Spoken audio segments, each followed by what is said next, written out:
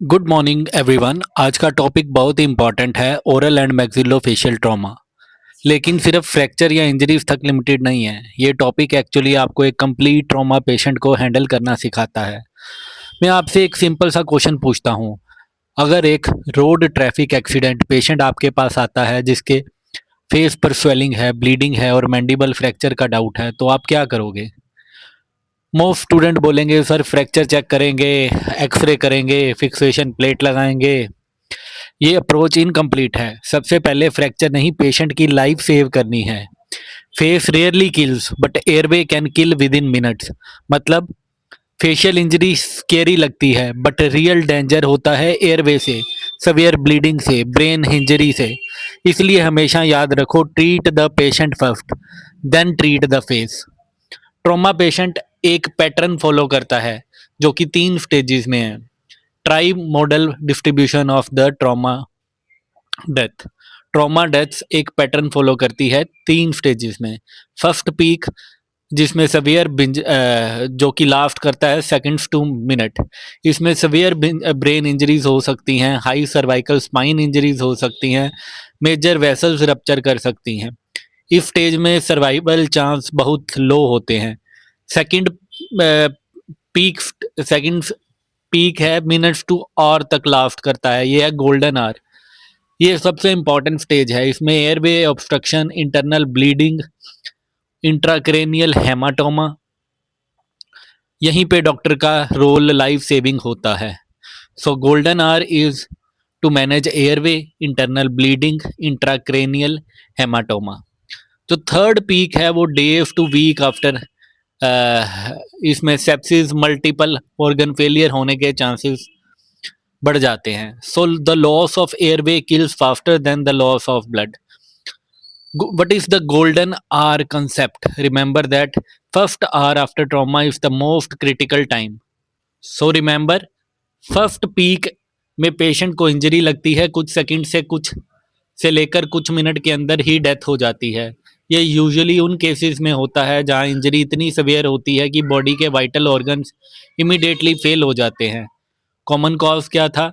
Severe brain injury, high cervical spinal cord injury जिससे respiratory immediately बंद हो जाती है, मेजर ब्लड वेसल्स का रप्चर जिसमें कैटास्ट्रोफिक ब्लड लॉस होता है। इस स्टेज पर ऑनेस्टली डॉक्टर का बहुत कम रोल होता है क्योंकि इंजरी इतनी सवियर होती है कि पेशेंट को हॉस्पिटल तक पहुंचने का भी मौका नहीं मिलता। Second stage, second peak minute से आवर तक लास्ट करती है। अब आते हैं सबसे इंपॉर्टेंट फेज जिसके कहते हैं सेकंड पीक। ये वो स्टेज है जहां एक्चुअल में आप एक डॉक्टर के रूप में पेशेंट की लाइफ को सेव कर सकते हो। तो common causes are airway obstruction, सबसे dangerous internal haemorrhage, intracranial haematoma. इस फेज में अगर टाइमली डायग्नोज और इमीडिएटली मैनेज किया जाए तो मोर्टेलिटी सिग्निफिकेंटली रिड्यूस हो सकती है। और थर्ड पीक हमने जो पढ़ा था वो था सेप्सिस। और थर्ड पीक डेज से वीक बाद होती है। इसमें सेप्सिस, मल्टीपल ऑर्गन फेलियर, ये स्टेजेस आईसीयू केयर और लॉन्ग टर्म मैनेजमेंट से रिलेटेड होता है। अब गोल्डन आवर को थोड़ा और क्लियरली समझते हैं। पेशेंट के बाद पहला 1 घंटा जिसमें हम गोल्डन आवर कहते हैं, वो सबसे ज़्यादा क्रिटिकल पीरियड होता है जहां अगर आपने करेक्ट असेसमेंट और अग्रेसिव मैनेजमेंट किया तो पेशेंट के सर्वाइवल चांस ड्रामेटिकली इम्प्रूव हो जाते हैं।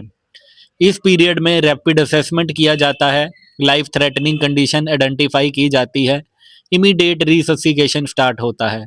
ये वो टाइम है जहां आपकी स्पीड, एक्यूरेसी और क्लिनिकल जजमेंट डायरेक्टली पेशेंट की लाइफ डिसाइड करती है।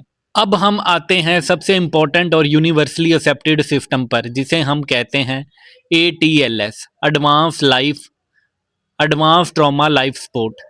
ये एक स्ट्रक्चर्ड और स्टैंडर्डाइज्ड प्रोटोकॉल है जिसे दुनिया भर में ट्रॉमा पेशेंट को मैनेज करने के लिए यूज़ किया जाता है। इसका मेन ऑब्जेक्टिव होता है लाइफ थ्रेटनिंग कंडीशन को सबसे पहले आइडेंटिफाई करना और इमीडिएटली ट्रीट करना। सबसे पहले और सबसे क्रिटिकल स्टेप होता है एयरवे का असेसमेंट और उसका protection. A stand for airway with cervical spine control.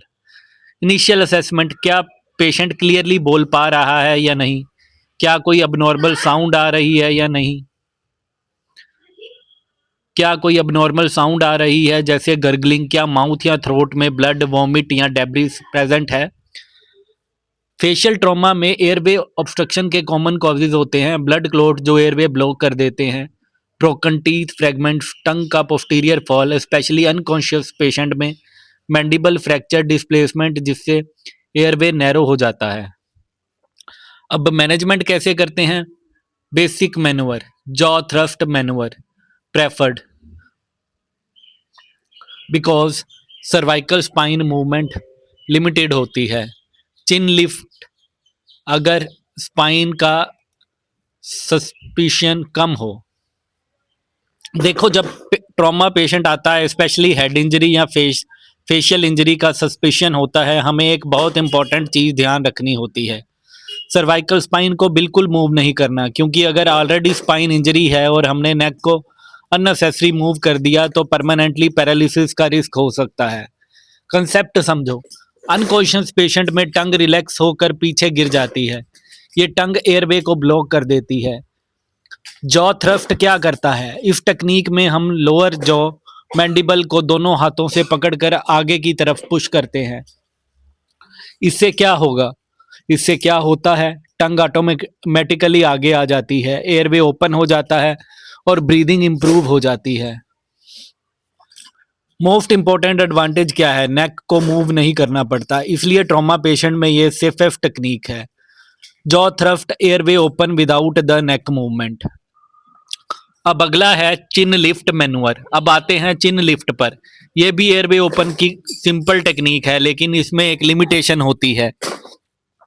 एक हाथ से पेशेंट का चिन थोड़ा पकड़कर ऊपर की तरफ लिफ्ट करते हैं, साथ ही फोरहेड को हल्का सा पुश करते हैं।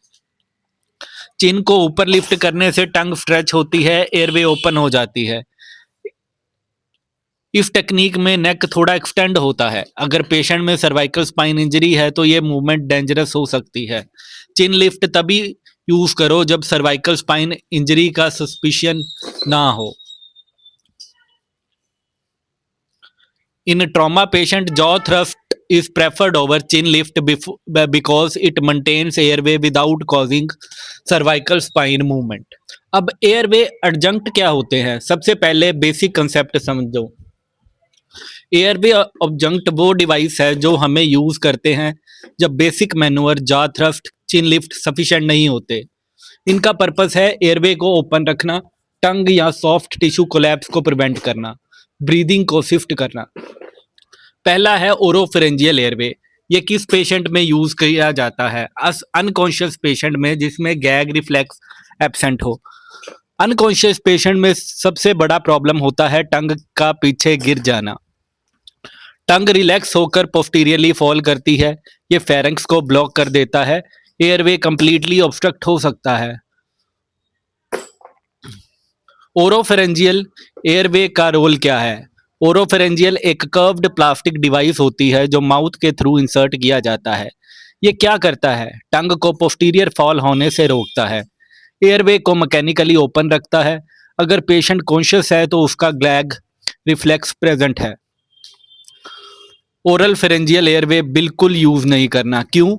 वॉमिटिंग इंड्यूस हो सकती है, एस्पिरेशन का रिस्क बढ़ जाता है। So it is always used in unconscious patient without gag reflex.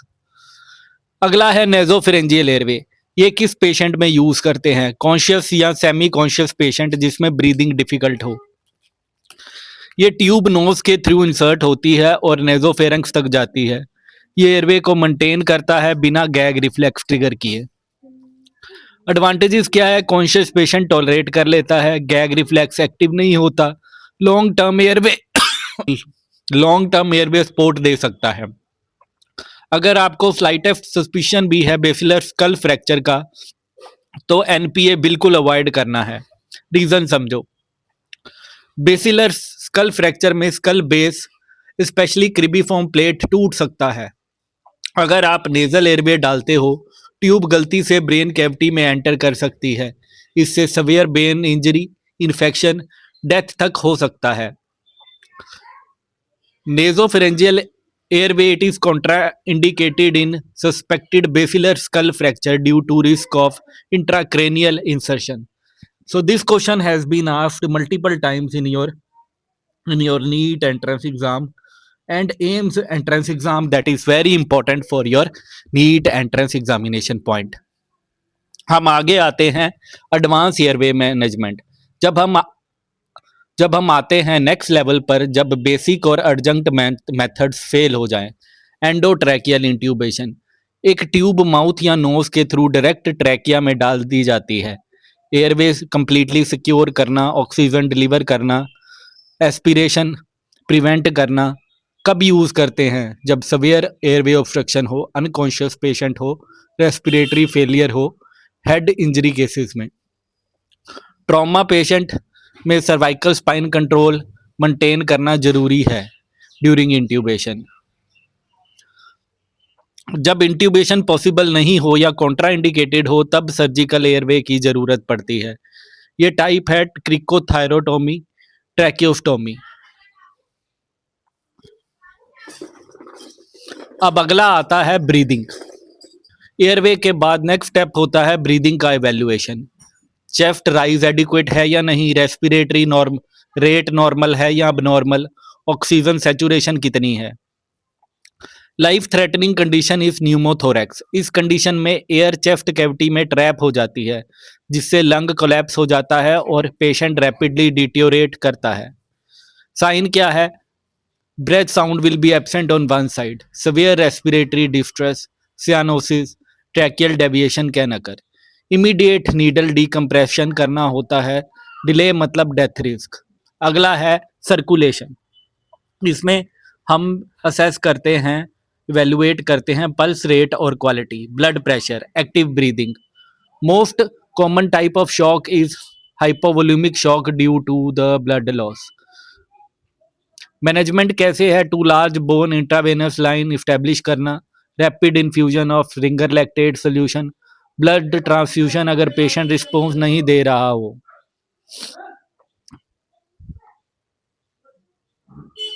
Facial injuries भी कभी कभी सरप्राइजिंगली हैवी ब्लीडिंग कॉज कर सकती हैं, स्पेशली वेस्कुलर एरियाज में। अगला है D. D stands for disability. इसमें हम इवेल्युएट करते हैं level of consciousness, pupillary reaction, motor response. इसीलिए ग्लासगो कोमा स्केल को यूज किया जाता है। अगला है exposure with temperature control. Patient को कंप्लीटली एक्सपोज करो ताकि हिडन इंजरीज आइडेंटिफाई हो सके। साथ ही पेशेंट को वार्म रखना इक्वली इम्पॉर्टेंट है।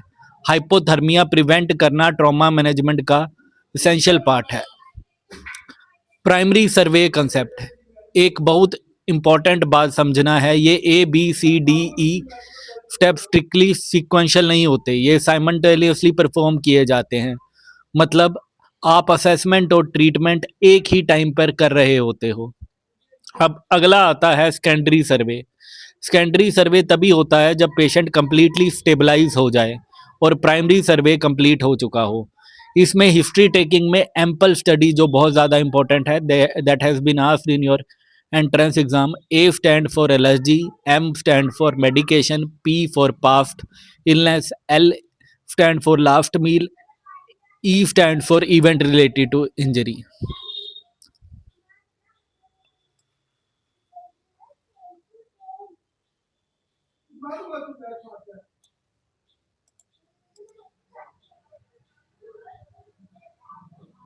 अब अगला है maxillofacial examination, complete clinical approach. सबसे पहले इंस्पेक्शन। इंस्पेक्शन का मतलब होता है बिना टच किए पेशेंट के फेस को केयरफुली ऑब्जर्व करना। इसमें आप देखते हो फेस की स्वेलिंग, स्वेलिंग का लोकलाइजेशन देखते हो, डिफ्यूज्ड है, लोकलाइज्ड है, रैपिड इंक्रीज है या स्टेबल है। स्वेलिंग के सिग्निफिकेंस देख रहे हो, स्वेलिंग इंडिकेट कर सकती है fracture, haematoma, infection, soft tissue injury. Facial asymmetry, compare करो राइट और लेफ्ट साइड को, कोई साइड डिप्रेस्ड है या प्रोमिनेंट तो नहीं। एसिमेट्री का मतलब हो सकता है bone displacement, zygomatic fracture, mandibular fracture. Laceration depth check करो, क्लीन है या कंटेमिनेटेड, ब्लीडिंग हो रही है या नहीं। डीप लेसरेशन के अंदर नर्व डैमेज हो सकती हैं, स्लाइवरी डक्ट्स इंजर हो सकती हैं। Second is palpitation. Palpitation means कि टच करके असेस करते हैं। इसमें आता है सबसे पहले टेंडरनेस। फिंगर से हल्का सा प्रेस करो, फिंगर से जेंटली प्रेस करो। इसका सिग्निफिकेंस है pain, painful area usually fracture या इन्फ्लामेशन का इंडिकेटर होता है। अब स्टेप डिफॉर्मिटी, ये एक बहुत इंपॉर्टेंट फ्रैक्चर साइन है। जब बोन फ्रैक्चर होती है और सेगमेंट डिस्प्लेस्ड होते हैं तब सरफेस पर एक स्टेप लाइक इरेगुलरिटी फील होती है। अब इसका क्लिनिकल इंपॉर्टेंस क्या है? ये स्ट्रॉन्ग इंडिकेशन है अंडरलाइंग फ्रैक्चर का। Bone mobility, normal bone stable होती है। अगर अब नॉर्मल मूवमेंट हो रही है, फ्रैक्चर प्रेजेंट है। मोबिलिटी मीन्स की डिसकॉन्टिन्यूटी ऑफ द बोन। अब फंक्शनल असेसमेंट में माउथ ओपनिंग, पेशेंट से बोलो माउथ ओपन करे। रिड्यूस्ड ओपनिंग का मतलब TMJ involvement, muscle spasm, mandibular fracture. Occlusal disturbances, patient properly bite कर रहा है या नहीं। Malocclusion is very important sign of the mandibular fracture. उसके बाद आई एग्जामिनेशन, विजन चेक करो, ब्लरिंग है या लॉस ऑफ विजन है। विजन लॉस है तो that means there is emergency sign. Extraocular movement, patient को डिफरेंट डायरेक्शन में देखने को बोलो। रिस्ट्रिक्टिव मूवमेंट इंडिकेट करता है muscle entrapment, orbital fracture. Diplopia, diplopia का मतलब है डबल विजन। पेशेंट को जब दो इमेज दिख रही होती है उसको डिप्लोपिया बोला जाता है। That is very important sign of orbital involvement. जब तक प्रूव ना हो तब तक सर्वाइकल स्पाइन इंजरी असेस करो, कंसेप्ट समझो। ट्रॉमा के साथ नेक इंजरी कॉमन होती है। अगर आपने नेक मूवमेंट कर दी या बिना चेक किए, स्पाइनल कोड डैमेज हो सकता है, पैरालिसिस भी हो सकता है। इसलिए नेक इमोबिलाइजेशन मेंटेन करते हैं, सर्वाइकल कॉलर यूज करते हैं। Chest evaluation, step by step inspection. Chest rise symmetrically है या नहीं, कोई वाउंड या ब्रूजिंग है या नहीं। Palpitation, rib tenderness, crepitus, breath की साउंड इक्वल है या नहीं। Important sign, if distant heart sound means cardiac tamponade. Heart के अराउंड जब फ्लूइड अकुमुलेट हो जाता है, हर्ट प्रॉपरली पंप नहीं करता, ये लाइफ थ्रेटनिंग कंडीशन है। अब्डोमिनल इवेल्युएशन, अर्ली साइन में हम नॉर्मल लग सकता है लेकिन अंदर ब्लीडिंग चल रही है। अगर पेशेंट हाइपोटेंसिव है और रीज़न क्लियर नहीं है, इंटरनल अब्डोमिनल ब्लीडिंग सस्पेक्ट करो। अगला है urogenital system examination. You can check for perineal injuries, bruising, swelling, haematoma, blood collection. Urethral injury का साइन हो सकता है ब्लड डिस्चार्ज। ये साइन इंडिकेट करता है pelvic fracture, urethral damage. Resuscitation support, urine output monitor करने के लिए urinary catheter. Urinary output indicates the kidney perfusion indicator.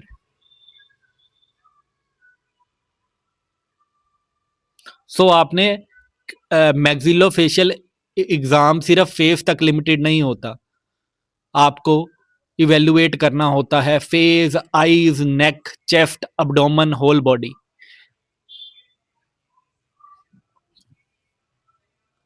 एक कॉम्पिटेंट मैक्सिलोफेशियल सर्जन वो नहीं है जो सिर्फ फ्रैक्चर आइडेंटिफाई करे, बल्कि वो है जो पूरे ट्रॉमा पेशेंट को सिस्टमेटिकली असेस करे और किसी भी हिडन लाइफ थ्रेटनिंग इंजरी को मिस ना करे। Student, airway management trauma care के सबसे क्रिटिकल और लाइफ सेविंग कंपोनेंट होता है। एक इम्पोर्टेंट बात समझ लो, एयरवे लॉस एक प्रिवेंटेबल कॉज ऑफ डेथ है अगर trend trauma team timely act करे। पेशेंट एक्सीडेंट से नहीं, एयरवे कॉम्प्रोमाइज से मर सकता है जो हम प्रिवेंट कर सकते हैं। एयरवे मैनेजमेंट सिर्फ इमरजेंसी रूम में स्टार्ट नहीं होता, ये स्टार्ट होता है एक्सीडेंट साइट पर, ट्रांसपोर्ट के दौरान, हॉस्पिटल इवैल्यूएशन में, रिससिकेशन के टाइम और इवन पोस्ट ऑपरेटिव फेज में भी कंटिन्यू रहता है। मतलब एयरवे मैनेजमेंट एक कॉन्टिन्यूस रिस्पॉन्सिबिलिटी है, वन टाइम एक्शन नहीं है। सबसे इंटेलिजेंट क्लिनिशियन वो नहीं है जो सिर्फ प्रॉब्लम आने पर रिएक्ट करे, बल्कि वो है जो प्रॉब्लम आने से पहले उसको एंटीसिपेट कर ले। एंटीसिपेट क्या करना है? क्या पेशेंट की एयरवे कोलैप्स होने वाली है, क्या स्वेलिंग बढ़ रही है, क्या ब्लीडिंग एयरवे ब्लॉक करेगी। एयरवे प्रॉब्लम कभी आइसोलेटेड नहीं होती, कई फैक्टर मिलकर उसे वर्सन करते हैं। इंपॉर्टेंट फैक्टर्स लाइक जब हेड इंजरी हुई तो पेशेंट अनकॉन्शियस हो सकता है जिससे टंग फॉल हो सकती है। चेस्ट ट्रॉमा में ब्रीदिंग कॉम्प्रोमाइज हो सकता है। कई बार बॉडी ओबीज होती है, शॉर्ट नेक होता है जिस करके डिफिकल्ट एयरवे हो सकता है। यहाँ पेशेंट को कोई प्री एग्जिस्टिंग रेस्पिरेटरी डिजीज तो नहीं है। इमरजेंसी एयरवे मैनेजमेंट सिर्फ तब तक नहीं होता जब तक पेशेंट कोलैप्स कर जाए। स्मार्ट क्लिनिशियन अर्ली साइन पे ही एक्शन लेता है। Situation during rescue, situation during transport, during resuscitation, during surgery और आफ्टर सर्जरी। अब बात करते हैं signs and symptoms of respiratory distress. कैसे पहचाने कि पेशेंट डिस्ट्रेस में है। अर्ली साइन क्या होगा, पेशेंट को रेस्टलेसनेस फील होगा, एंग्जाइटी होगा, एप्रीहेंशन होगा, पेशेंट खुद बताता है कि ब्रीदिंग कंफर्टेबल नहीं है। साइन क्या होंगे, पेशेंट की ब्रीदिंग फास्ट होगी जिसे हम टेकिपनिया बोलेंगे। पेशेंट की पल्स पल्स फास्ट होगी जिसे हम टेकिकार्डिया बोलते हैं। तो tachypnoea, tachycardia, pallor, these are all systemic signs. Stridor, upper airway obstruction indicates that crowing sound that indicates severe narrowing. Advanced sign you would see if decreased chest movement, falling oxygen saturation level, hypercarbia means carbon dioxide increase or hypertension. Late sign क्या है, cyanosis, blue discolouration. ये late sign है जब ये दिखे condition already severe हो चुकी है। रेस्पिरेटरी फेलियर का वेट मत करो, उससे पहले इंटरवेन करो। अब प्रिडिक्टर क्या है एयरवे डिफिकल्ट के। कुछ पेशेंट में एयरवे प्रॉब्लम प्रिडिक्टेबल होती है जैसे short neck, obesity, history of snoring, sleep apnoea, mid face trauma, mandibular fractures, tongue bleeding, hypoventilation, chest injury, brain injury. अगर मल्टीपल फैक्टर प्रेजेंट है, एयरवे रिस्क मल्टीप्लाई हो जाता है। सबसे पहले समझो ऑब्स्ट्रक्शन है या नहीं और किस वजह से है। ब्लड से है, वॉमिट से है, टंग से है या फॉरेन बॉडी से है। दूसरा स्टेप है एयरवे को क्लीन करो, ओरल कैविटी को कंप्लीटली क्लीन करो, ब्लड रिमूव करो, सिक्रीशन सक्शन करो, फॉरेन बॉडीज हटाओ। सिर्फ क्लियर करना इनफ है, कॉज भी समझना है। टंग फॉल है, फ्रैक्चर डिस्प्लेसमेंट है या स्वेलिंग, पेशेंट को रीपोजिशन करो। पोजीशन चेंज करना बहुत इंपॉर्टेंट है, बट सर्वाइकल स्पाइन को प्रोटेक्ट करते हुए। There should be no excessive neck movement, there should be controlled repositioning. Check करो कि एयरवे अब ओपन है या नहीं। कैसे चेक करते हैं, देखकर, इंस्पेक्शन, सुनकर, ब्रीथ साउंड, फील करके, विद एयर मूवमेंट्स। पेशेंट की पोजीशन कभी कभी लाइफ सेविंग होती है। कॉमन कॉज है टंग फॉल, टंग पीछे गिर जाती है, एयरवे ब्लॉक हो जाती है। सोल्यूशन क्या है, jaw thrust, airway adjuncts, proper positioning. अगर आप एयरवे एंटीसिपेट कर लेते हो तो आप पेशेंट की लाइफ बचा लेते हो। जब भी कोई पेशेंट फेशियल ट्रॉमा के साथ इमरजेंसी डिपार्टमेंट में प्रेजेंट होता है तो एक क्लिनिशियन के रूप में तुम्हारा सबसे पहला ऑब्जेक्टिव सिर्फ इंजरी देखना नहीं बल्कि एक सिस्टमेटिक और हाईली एनालिटिकल असेसमेंट परफॉर्म करना होता है, जिसमें तुम साइमल्टेनियसली लाइफ थ्रेटनिंग कंडीशन को रूल आउट करते हो और स्ट्रक्चरल डैमेज को आइडेंटिफाई करते हो। सो इस पूरे एग्जामिनेशन को समझने के लिए फंडामेंटल प्रिंसिपल याद रखना बहुत इम्पॉर्टेंट और ज़रूरी है। Inspection proceed palpation and palpation refines diagnosis. मतलब पहले तुम आंखों से ऑब्जर्व करोगे और फिर हाथ से फील करोगे और फिर कंफर्म डायग्नोसिस जो है वो होता है। जब तुम अपर थर्ड एग्जामिन कर रहे होते हो जो प्राइमरली फोरहेड और क्रेनियम रीजन को इंक्लूड करता है। तुम्हें सुपरफिशली सिर्फ स्किन नहीं देखनी, बल्कि तुम्हें ये असेस करना है कि क्या अंडरलाइंग बोन इंटेग्रिटी कॉम्प्रोमाइज हुई है या नहीं। इस स्टेज पर तुम केयरफुली ऑब्जर्व करते हो कि कहीं स्काल्प लेसरेशन तो प्रेजेंट नहीं है क्या, क्योंकि स्काल्प इंजरीज डिसेप्टिवली सिंपल लगती हैं, लेकिन उनके नीचे स्कल फ्रैक्चर या इंट्राक्रेनियल इन्वॉल्वमेंट भी हो सकती है। अगर तुम्हें कहीं भी एक्सपोज्ड बोन या डिप्रेस कंटूर नजर आए तो वो एक स्ट्रॉन्ग इंडिकेटर होता है कि स्कल फ्रैक्चर हो सकता है। बहुत बार क्लिनिशियन सिर्फ फ्रंटल एरिया देख के सेटिस्फाई हो जाते हैं, लेकिन ट्रॉमा के केसेस में पेशेंट के हेड इम्पैक्ट पोस्टीरियर साइड पर भी हो सकता है। इसलिए तुम्हें ओसिपुट और पोस्टीरियर नेक को भी इक्वली इंपॉर्टेंस के साथ इंस्पेक्ट करना है। अगर तुम्हें सर्वाइकल स्पाइन इंजरी का स्लाइटेस्ट भी सस्पिशन है तो तुम्हारा अप्रोच इमिडिएटली मॉडिफाई होना हो जाना चाहिए। तुम नेक को बिना स्टेबलाइजेशन के मूव नहीं कर सकते, क्योंकि एक careless movement spinal cord damage को वर्सन कर सकता है, जो पेशेंट के लिए इरिवर्सिबल न्यूरोलॉजिकल डिफेक्ट तक लीड कर सकता है। अब आते हैं फेज के मिडल थर्ड पर, जो सबसे ज्यादा क्लिनिकली चैलेंज्ड और डायग्नोस्टिक रिच रीजन है। मिडल थर्ड एक कम्प्लेक्स एनाटॉमिकल जोन है जहां पर ऑर्बिट, नेजल कॉम्प्लेक्स और जाइगोमेटिक स्ट्रक्चर क्लोजली रिलेटेड होते हैं। इसलिए यहाँ इंजरीज का पैटर्न भी काफ़ी वेरिड और सबटटल हो सकता है। जब तुम इस रीजन को ऑब्जर्व करते हो, तुम्हारा फोकस सिर्फ स्वेलिंग पर नहीं, बल्कि तुमको स्वेलिंग के पैटर्न और एसोसिएटेड साइन को इंटरप्रेट करना होता है। अगर तुम्हें पेरी ऑर्बिटल इडमा नज़र आता है तो वो सिंपल सॉफ्ट टिश्यू इंजरी भी हो सकता है, लेकिन उसके साथ अगर सब कंजक्टाइवल हेम इकाइमोसिस प्रेजेंट हो तो तुम्हें डीपर ऑर्बिटल फ्रैक्चर का सस्पिशन होना चाहिए। एक अगर आई अपनी नॉर्मल पोजीशन से पोस्टेरियरली डिस्प्लेस लग रही है, जिसे हम इनऑप्थेल्मस कहते हैं, तो ये ऑर्बिटल फ्लोर फ्रैक्चर का साइन हो सकता है। और ऑपोजिट, अगर आई आउटवर्ड बल्जिंग पोजीशन में है यानी प्रोटोसिस है, तो वो ऑर्बिटल हेमरेज या रेट्रो बल्बर पैथोलॉजी इंडिकेट कर सकता है। इसके अलावा दोनों आईज का अलाइनमेंट डिस्टर्ब्ड लग रहा है या एक दूसरे से डिफरेंट लेवल पर है, जिसे हम डिस्टोपिया कहते हैं, तो ये क्लियर इंडिकेशन है कि ऑर्बिटल सपोर्ट स्ट्रक्चर कॉम्प्रोमाइज हो चुके हैं।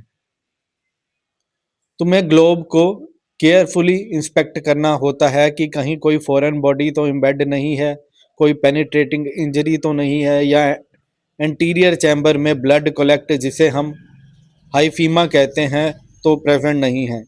अगर प्यूपिल का साइज, शेप या रिएक्टिव अब नॉर्मल है तो ये डायरेक्ट साइन हो सकता है न्यूरोलॉजिकल इन्वॉल्वमेंट या सवेयर ओकुलर ट्रॉमा का। इसके बाद नेजल कॉम्प्लेक्स इवेल्युएशन आती है। ये पर्टिकुलरली सुपरफिशियल लग सकता है, लेकिन क्लिनिकली एक्सट्रीम सिग्निफिकेंट होता है। तुम्हें प्रॉपर इल्यूमिनेशन और नेजल स्पेकुलम की हेल्प से अंदर का स्ट्रक्चर देखना होता है। अगर तुम्हें इंट्रानेजल लेसरेशन, सेप्टल डेविएशन या इम्पॉर्टेंट सेप्टल हेमाटोमा दिखता है तो उसको इमिडिएटली आइडेंटिफाई करना जरूरी है।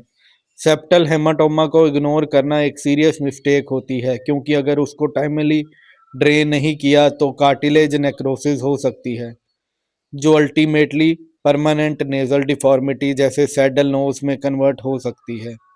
अगर पेशेंट को नोज से क्लियर वाटरी डिस्चार्ज आ रहा है तो तुम्हें इमिडिएटली सीएसएफ राइनोरिया का सस्पिशन करना चाहिए, जो एक डायरेक्ट साइन है बेसिलर स्कल फ्रैक्चर का।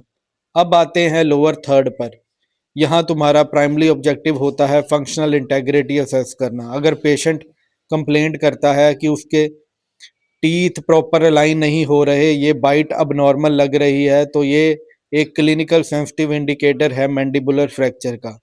तुम्हें ओरल कैविटी के अंदर भी देखना होता है। अगर सब लिंगुअल इकाइमोसिस प्रेजेंट है तो वो ऑलमोस्ट पैथोगनोमिक साइन माना जाता है मैंडिबुलर फ्रैक्चर का। नेक के एग्जामिनेशन करते वक्त तुम्हें एक विजिलेंट अप्रोच रखनी पड़ती है, क्योंकि रीजन वेस्कुलर और एयरवे स्ट्रक्चर का हब है। अगर तुम्हें कोई पेनिट्रेटिंग वाउंड, स्वेलिंग, ब्रूसिंग या रैपिडली एक्सपेंडिंग मास नज़र आता है तो वो अंडरलाइंग वेस्कुलर इंजरी का इंडिकेशन हो सकता है। अब बात करते हैं पल्पेशन की, जो तुम्हारे डायग्नोसिस को कंफर्म करता है। इंस्पेक्शन के बाद जब तुम पाल्पेशन स्टार्ट करते हो तो तुम्हारा ऑब्जेक्टिव होता है हिडन अबनॉर्मलिटीज को डिटेक्ट करना, जो विजुअली अपरेंट नहीं होती। अपर थर्ड में तुम पूरे स्कल को सिस्टमेटिकली पाल्पेट करते हो और देखते हो कि कहीं कोई स्टेप डिफॉर्मिटी, डिप्रेशन या इरेगुलर कंटूर तो नहीं है। मिडल थर्ड में पाल्पिटेशन और भी रिफाइंड हो जाता है। तुम ऑर्बिटल रिम्स, ज़ाइगोमैटिक आर्च और नेज़ल कॉम्प्लेक्स को फील करते हो। अगर तुम्हें क्रेपिटस यानी क्रैकलिंग सेंसेशन फील होती है तो वो फ्रैक्चर का स्ट्रॉन्ग इंडिकेशन होता है। जैसे मैनुअर्स जैसे मीडियल कैंथल प्रेशर और बो स्ट्रिंग टेस्ट तुम्हें हेल्प करते हैं डिटेक्ट करने में कि क्या naso orbital ethmoid complex compromise हुआ है कि नहीं। अब बात करते हैं नेज़ो ऑर्बिटल इथमॉइड कॉम्प्लेक्स। सबसे पहले तुम्हें यह समझना होगा कि naso orbital ethmoid complex actually एक एनाटॉमिकल रीजन है जहां पर नेज़ल बोन, इथमॉइड बोन और ऑर्बिट का मीजियल वॉल एक दूसरे के साथ टाइटली कनेक्टेड है। इस रीजन का सबसे इंपॉर्टेंट स्ट्रक्चर है मीडियल कैंथल लिगामेंट। ये लिगामेंट क्या करती है? ये आई के इनर कॉर्नर को स्टेबल पोजीशन में होल्ड करता है। अगर ट्रॉमा के बाद ये लिगामेंट या इसका बोन अटैचमेंट डैमेज हो जाता है तो आईज का डिस्टेंस इंक्रीज हो जाता है, जिसे हम कहते हैं टेलीकैंथस। आई अलाइनमेंट डिस्टर्ब हो जाता है, फेस का सिमेट्री कॉम्प्लेक्स चेंज हो सकता है। अब समझते हैं मीडियल कैंथल प्रेशर टेस्ट। जब तुम मैनुअर परफॉर्म करते हो तुम एक इनडायरेक्ट स्टेबिलिटी टेस्ट कर रहे हो। कैसे परफॉर्म करते हो? तुम अपनी फिंगर से मीडियल कैंथस आई के इनर कॉर्नर पर जेंटली प्रेशर अप्लाई करते हो और साइमल्टेनियसली तुम फील करते हो कि अंडरलाइंग बोन और लिगामेंट स्टेबल है या नहीं। नॉर्मल कंडीशन में क्या होता है? मीडियल कैंथस बिल्कुल फर्मली एनकर्ज होता है, प्रेशर देने पे कोई अबनॉर्मेलिटी फील नहीं होती। अगर नेज़ोइथमॉइड फ्रैक्चर है तो क्या होगा? तुम्हें अबनॉर्मेलिटी मोबिलिटी तुम्हें अबनॉर्मल मोबिलिटी फील होगी। कभी कभी एक सॉफ्ट या फ्लोटिंग सेंसेशन आता है और ये इंडिकेट करता है कि लिगामेंट का अटैचमेंट अपनी जगह से लूजन या डिटैच हो गया है। सो ये टेस्ट तुम्हें बताता है कि मीडियल कैंथल लिगामेंट इंटैक्ट है या डिसरप्टेड। अब आता है बो स्ट्रिंग टेस्ट। ये मैनुअर थोड़ा सोफिस्टिकेटेड है और स्पेसिफिकली डिज़ाइन किया गया है लिगामेंट लेग्जिटी और नेज़ो इथमॉइडल फ्रैक्चर डिटेक्ट करने के लिए। तो कई बार एमसीक्यू आता है, पहले भी आए हुए हैं, नेज़ो इथमॉइड फ्रैक्चर को डिटेक्ट करने के लिए हम कौन सा टेस्ट यूज़ करते हैं? द आंसर इज बो स्ट्रिंग टेस्ट। सो ये कई बार नीट एंट्रेंस एग्जामिनेशन में ये क्वेश्चन आ चुका है।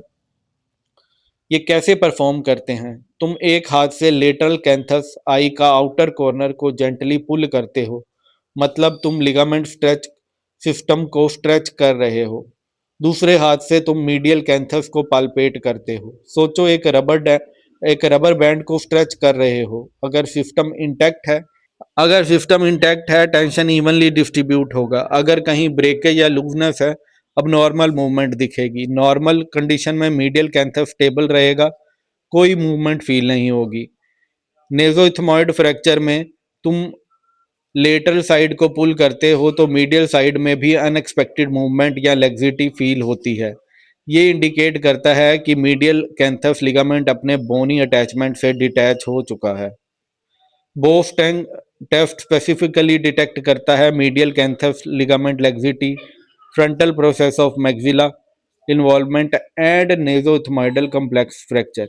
अगर तुम नेजोइथमॉइडल फ्रैक्चर को मिस कर देते हो तो पेशेंट डेवलप कर सकता है telecanthus, cosmetic deformity, functional problems in eyelid. और ये एक बार ये डिफॉर्मिटी सेट हो गई तो उसको करेक्ट करना सर्जिकली कॉम्प्लेक्स हो जाता है। Medial canthal pressure and bowstring test, they are used to assess the integrity of medial canthal ligament in nasoethmoidal fracture. Remember that for your entrance exam, it has been asked multiple times in the NEET as well as AIMS PG entrance examination. अब next हम बात करते हैं lower third नेक अस्कुलेशन का। जब हम face trauma का examination continue करते हैं तो लोअर थर्ड पर आते ही हमारा फोकस सिर्फ स्ट्रक्चर देखने पर नहीं रहता, बल्कि फंक्शनल हार्मनी और मैकेनिकल इंटेग्रिटी को समझना इक्वली इम्पॉर्टेंट हो जाता है। इस रीजन में तुम एसेंशियली मैंडिबल के हॉरिजॉन्टल और वर्टिकुलर कंपोनेंट को एवेल्युएट कर रहे होते हो। जब तुम मैंडिबल को जेंटली मैनिपुलेट करते हो, मतलब उसे थोड़ा मूव करते हो, तो तुम देखते हो कि कोई अबनॉर्मल मोबिलिटी प्रेजेंट है, क्योंकि नॉर्मल मैंडिबल एक रिजिड स्टेबल स्ट्रक्चर होता है जो बिना फ्रैक्चर के इंडिपेंडेंटली मूव नहीं करता। अगर मैनिपुलेशन के दौरान तुम्हें कहीं स्टेप डिफॉर्मिटी फील होती है, तो इसका मतलब होता है कि बोनी कॉन्टिन्यूटी ब्रेक हो चुकी है, यानी फ्रैक्चर प्रेजेंट है। इसी तरह अगर तुम्हें मिसिंग टीथ या फ्रैक्चर टीथ नज़र आते हैं, तो वो भी इनडायरेक्ट इंडिकेटर है कि फोर्स इतना सिग्निफिकेंट है कि डेंटल अल्वेओलर स्ट्रक्चर कॉम्प्रोमाइज हो गए। लेकिन सबसे रिफाइंड और क्लिनिकली रिलायबल ऑब्जर्वेशन होता है ऑक्लूजन का चेंज। पेशेंट से पूछना या खुद ऑब्जर्व करना कि जब वो टीथ क्लोज करता है तो क्या बाइट नॉर्मल लग रहा है या नहीं। तुरंत बाद क्या तुम्हें तुरंत बता देता है कि मैंडिबल की अलाइनमेंट डिस्टर्ब हुई है या नहीं। और इसके बाद एक और एडवांस स्टेप होता है मैंडिबल को पोस्टीरियरली रीपोजिशन करना और सेंट्रिक रिलेशन और सेंट्रिक ऑक्लूजन का कंपैरिजन करना।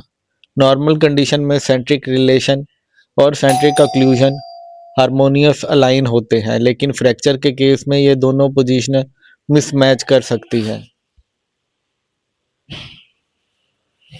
जब तुम नेक को पाल्पेट करते हो, तुम्हें एसेंशियली एक ऐसा रीजन को असेस कर रहे हो जहां पर एयरवे, वेस्कुलर स्ट्रक्चर और neural elements extremely close pack होते हैं। अगर पाल्पेशन के दौरान तो एयर एम्फाइसीमा फील होती है, जो कि एक सॉफ्ट क्रैकलिंग सेंसेशन देती है, तो इसका मतलब है कि कहीं ना कहीं एयरवे या रेस्पिरेटरी ट्रैक से एयर लीक हो रही है और सॉफ्ट टिश्यू में एकुमुलेट हो रही है। इसको हम सबक्यूटेनियस एम्फाइसीमा कहते हैं और ये एक सीरियस अंडरलाइंग इंजरी का साइन होता है। इसी तरह तुम्हें पाल्पिटेशन के दौरान क्रेपिटस फील होता है, तो वो फ्रैक्चर बोन एंड्स के फ्रिक्शन का इंडिकेटर होता है।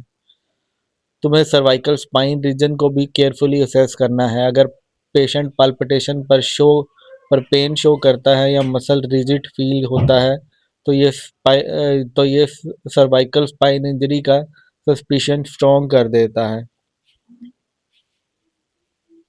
एक और इम्पोर्टेंट लैंडमार्क है लेरेंजियल प्रोमिनेंस।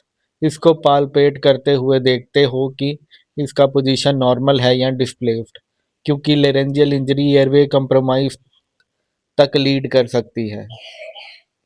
अब ऑस्कुलेशन सुनो भी, सिर्फ देखो और फील मत करो। जब तुम अनयूजुअल नेक स्वेलिंग या सस्पेक्टेड वेस्कुलर इंजरी को एस्कुलेट करते हो, तो तुम स्पेशली ब्रूट्स ढूंढते हो। ये अबनॉर्मल वेस्कुलर साउंड होती है जो टर्बुलेंट ब्लड फ्लो को इंडिकेट करते हैं, जैसे कैरोटिड आर्टरी इंजरी। अगर तुम्हें क्रैकलिंग या बबलिंग टाइप साउंड्स सुनाई देती हैं, तो वो एयर एम्फाइसीमा या लंग इन्वॉल्वमेंट का साइन हो सकता है। अब न्यूरोलॉजिकल एग्जामिनेशन। सबसे पहले तुम ट्राइजेमिनल के सेंसरी ब्रांचेस को एवेल्युएट करते हो। अगर पेशेंट अपर, मिडल या लोअर फेस में नंबनेस या अल्टर सेंसेशन रिपोर्ट करता है, तो इसका मतलब है कि नर्व पाथवे में कहीं इंजरी हुई है। इसके बाद तुम फेशियल नर्व के मोटर फंक्शन को असेस करते हो। अगर पेशेंट अपनी आई ब्रोज नहीं रेज कर पा रहा, माउथ कॉर्नर एलिवेट नहीं कर पा रहा या लिप्स पर्स नहीं कर पा रहा, तो ये क्लियर साइन है फेशियल नर्व डिसफंक्शन का।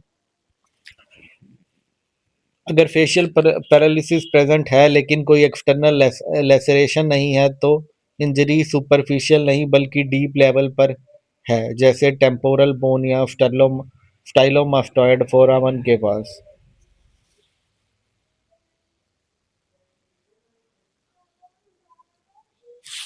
अगर पेशेंट स्मेल लूज करता है, तो ये इंडिकेट करता है क्रिबिफॉर्म प्लेट या नेजोफ्रंटल कॉम्प्लेक्स फ्रैक्चर हो सकता है। अगर आई मूवमेंट कोऑर्डिनेट नहीं है, ये रिस्ट्रिक्टेड है, तो ये सजेस्ट करता है कि ओकुलोमोटर ट्रोक्लर या अब्ड्यूसर नर्व अफेक्टेड है। अगर पेनिट्रेटिंग इंजरी डीपर स्ट्रक्चर तक पहुंचती है तो क्रेलियन नर्व 9, 10th, 11th और 12th भी इफेक्ट हो सकते हैं, जिससे होते हैं टंग डेविएशन, गैग रिफ्लेक्स,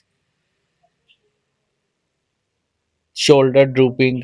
अगर पेशेंट में miosis that is pupil constriction और ptosis that is eyelid drooping दिखता है तो ये सिंपैथेटिक चेन इंजरी जबकि हॉर्नर सिंड्रोम का साइन हो सकता है। आज के मॉडर्न प्रैक्टिस में सीटी स्कैन ने फेशियल ट्रॉमा एवेल्युएशन को कम्प्लीटली ट्रांसफॉर कर दिया है। पहले प्लेन रेडियोग्राफ ही प्राइमरी टूल होते थे और आज भी मैंडिबल को फ्रैक्चर्स को डायग्नोस करने में ये काफ़ी इफेक्टिव है। इसलिए मिडल फेस फ्रैक्चर में सीटी स्कैन, एक्सियल और कॉर्नल व्यू गोल्ड स्टैंडर्ड है। सीटी इमेज तुम्हें अलाउ करती है एग्जैक्ट फ्रैक्चर लाइन आइडेंटिफाई करना, ऑर्बिटल वॉल इन्वॉल्वमेंट असेस करना, वॉल्यूम चेंज डिटेक्ट करना, नेजोइथमोइडल प्रिसीजन इंजरीज प्रिसाइजली इवेल्युएट करना। अगर सस्पिशन हो वेस्कुलर इंजरी तो एंजियोग्राफी या डॉपलर अल्ट्रासाउंड करवा सकते हो। सॉफ्ट इंजरीज और न्यूरल इन्वॉल्वमेंट के लिए एमआरआई। ये modality additional diagnostic clarity provide करती हैं। अब बात करते हैं इंट्रा ऑपरेटिव मैनेजमेंट की। जब एक पेशेंट फेशियल ट्रॉमा के साथ ऑपरेशन थिएटर तक पहुंचता है तो उस टाइम तक सिर्फ फ्रैक्चर को डायग्नोज ही इम्पोर्टेंट नहीं होता, बल्कि एयरवे मैनेजमेंट, एनेस्थीसिया प्लानिंग और surgical assess strategy equally critical हो जाती है। क्या पेशेंट को ट्रैकियोस्टोमी की ज़रूरत है या नहीं? ट्रैकियोस्टोमी कोई रूटीन स्टेप नहीं, बल्कि ये तब कंसिडर किया जाता है जब पेशेंट के फेशियल फ्रैक्चर इतने कम्प्लेक्स हों कि नॉर्मल एयरवे मेंटेन करना डिफ़िकल्ट हो, या फिर सर्जन को लगता है कि पोस्ट ऑपरेटिव पीरियड में एयरवे कॉम्प्रोमाइज़ का रिस्क हाई रहेगा, जैसे सेवियर ईडमा, ब्लीडिंग या नेजल पैकिंग के केसेस में।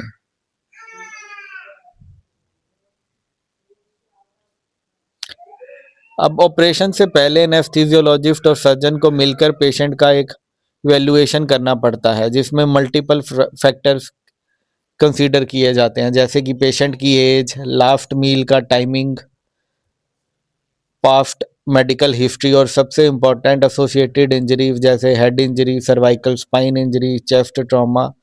ये सारे मिलके डिसाइड करते हैं कि एनेस्थीसिया का टाइप क्या होगा और एयरवे का रूट कौन सा सेफेस्ट रहेगा। पहले के टाइम में जब रिजिड फिक्सेशन टेक्निक अवेलेबल नहीं थी, तब बहुत सारे पेशेंट को सर्जिकल एयरवे की ज़रूरत पड़ती थी, क्योंकि जॉ को इमोबलाइज करने के लिए मैक्सिलोमैंडिबुलर फिक्सेशन यूज़ होता था, जो एयरवे कॉम्प्रोमाइज़ कर सकता था। लेकिन अब रिजिड फिक्सेशन के आने के बाद सिनेरियो काफ़ी चेंज हो गया है। आर्मोर्ड ओरल एंडोट्रोकियल ट्यूब यूज़ कर सकते हैं, जिससे क्लेवरली रेट्रोमोलर एरिया में पोजीशन किया जाता है, लाफ्ट मोलर के पीछे। सर्जन को फुल असेस मिलता है मिड फेस और मैंडिबल का, और साथ ही पेशेंट का ओक्लूजन भी टेम्परेरी रीस्टैब्लिश किया जा सकता है।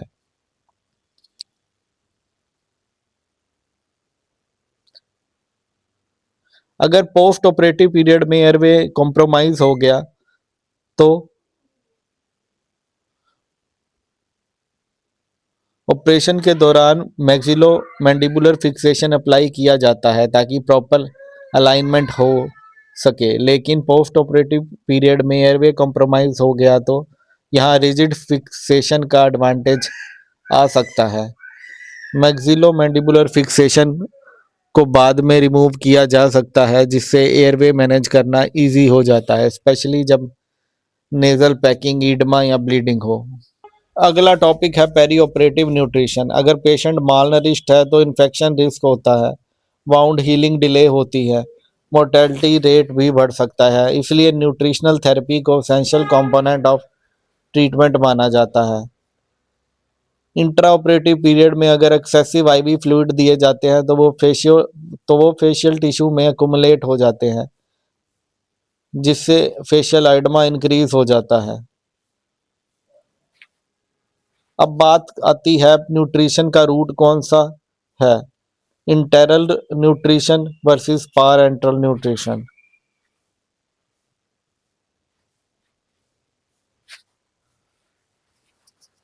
इंटेरल न्यूट्रिशन होता है जीआईटी ट्रैक्ट।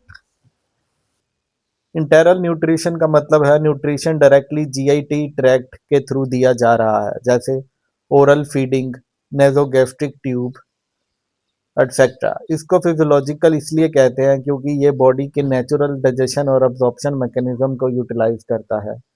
जब न्यूट्रिएंट्स इंटेस्टाइन के थ्रू पास होते हैं, गट म्यूकोजा एक्टिव रहता है, ट्रॉफी नहीं होती। इंटेस्टिनल बैरियर मेंटेन रहता है, जिससे बैक्टीरिया ब्लड स्ट्रीम में एंटर नहीं करते। इसका डायरेक्ट इफेक्ट होता है सेप्सिस का रिस्क कम हो जाता है। पारेंटल न्यूट्रिशन है में बाईपास करते हैं हम जीआईटी ट्रैक्ट को। इसमें न्यूट्रिशन डायरेक्टली ब्लड स्ट्रीम में दिया जाता है, यूजुअली सेंट्रल वीनस कैथेटर से।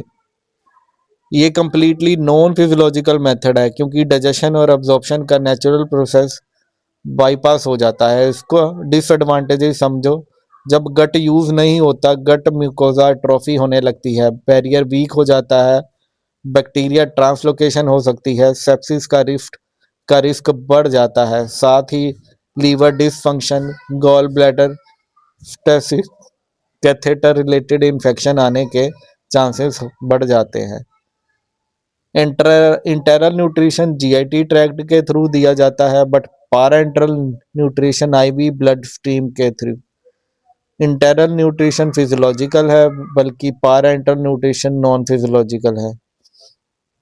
इंटरल न्यूट्रिशन में गट फंक्शन मेंटेन रहता है, बट parental nutrition में there can be atrophy. Infection risk is low in enteral nutrition, whereas high infection risk in parental nutrition. Liver effect minimum, whereas high risk dysfunction can occur in parental nutrition.